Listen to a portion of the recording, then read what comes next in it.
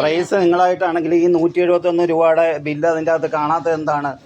171 രൂപ കാണാത്തത് എന്താണ്? ഞാനിപ്പോൾ എത്ര രൂപ കൂടുതൽ തന്നിരിക്കുന്നു? 3 സാധനം മേടിച്ചിട്ട് ഇതാണ് റിലയൻസിന്റെ കാര്യങ്ങൾ. ആ പറയൂ. ഇതിന്റെ പ്രൈസ് മുഖം പിടിക്കുന്നില്ല. എന്റെ മര്യാദ എന്ത് എന്നാലും മാറിയ ആ ബില്ല് ഞാൻ തന്ന ബില്ല് തന്നെ, എൻ്റെ ബില്ല് തന്നെ. ഇത് സെയിമല്ല. അപ്പം ഞാൻ മേടിച്ച സമയത്ത് ഈ 171 രൂപയുടെ ബില്ല് ഇത് കാണണ്ടേ? എൻ്റെ ബില്ല് കാണണ്ടേ? ആ ബില്ല് കാണാത്ത എന്താണ്?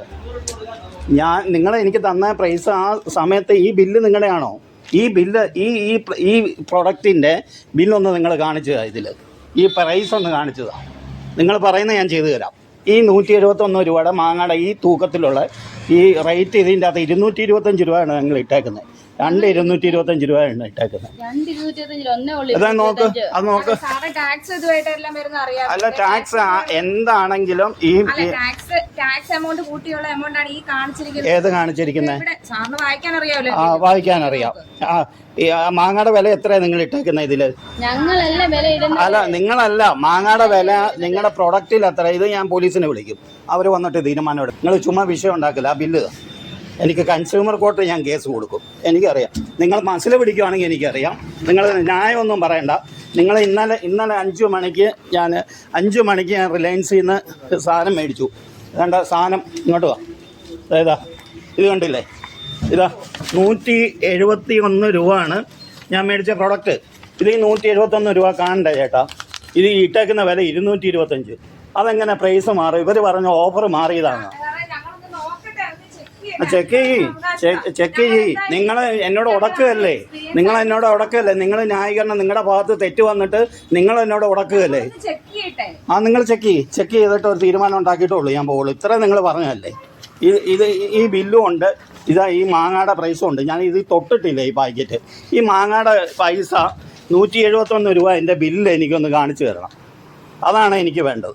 റിലയൻസ് വലിയ കമ്പനിയാണ്, അറിയാം. നിങ്ങൾ വീട്ടിലോട്ട് കൊണ്ടുവന്നുമില്ല. നിങ്ങൾ കള്ളികളായ എന്നെ പറ്റിച്ചെന്നല്ല പറയുന്നത്. പക്ഷേ ഇതുപോലെ എത്ര കസ്റ്റമറുടെ പൈസയാണ് നിങ്ങൾ കൂടുതൽ എടുക്കുന്നത് ഈ ബില്ലി മിസ്റ്റേക്കാന്ന് പറഞ്ഞത്. എന്നിട്ട് ഞാൻ വന്ന് ചോദിച്ചപ്പം പറയും ഓഫർ മാറിയതാണ്. ഓഫർ മാറിയെങ്കിൽ ഞാൻ മേടിച്ച ആ സാധനത്തിൻ്റെ വില ഈ ബില്ലി വരണ്ടേ? 171 രൂപ. ആ സ്ഥാനത്ത് 225 രൂപ വളരെ കൂടുതലല്ലേ കിടക്കുന്നത്? മാങ്ങയുടെ അല്ല, 225. എന്നാൽ മാങ്ങയുടെ വില എന്ത് ചെയ്യും? മാങ്ങയുടെ അല്ല, എൻ്റെ ബില്ലില്ല. ഇത് നിങ്ങൾ കാണിച്ചതാ.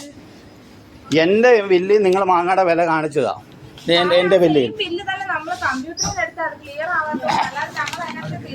അപ്പൊ ഈ മാങ്ങയുടെ വില എത്ര ഇട്ടേക്കുന്നത് നിങ്ങൾ? ഈ 171 രൂപയുടെ എത്രയാ? ഏത് ഈ 171 രൂപയുടെ സാധനത്തിന് ടാക്സ് എല്ലാം കൂടെ കൂട്ടി എത്ര രൂപ ഇട്ടേക്കുന്നതെന്നും കൂടെ ചേച്ചി ഒന്ന് പറഞ്ഞാ. എൻ്റെ മാങ്ങയുടെ വില എത്രയാ? 197 രൂപ. അപ്പം ഞാൻ മേടിച്ച മറ്റേ 2 അല്ല ചെക്ക് ചെയ്യ്. അല്ല നിങ്ങൾ തറക്കിങ് ഞാൻ മേടിച്ച 298 രൂപയുടെ കൂട്ട്.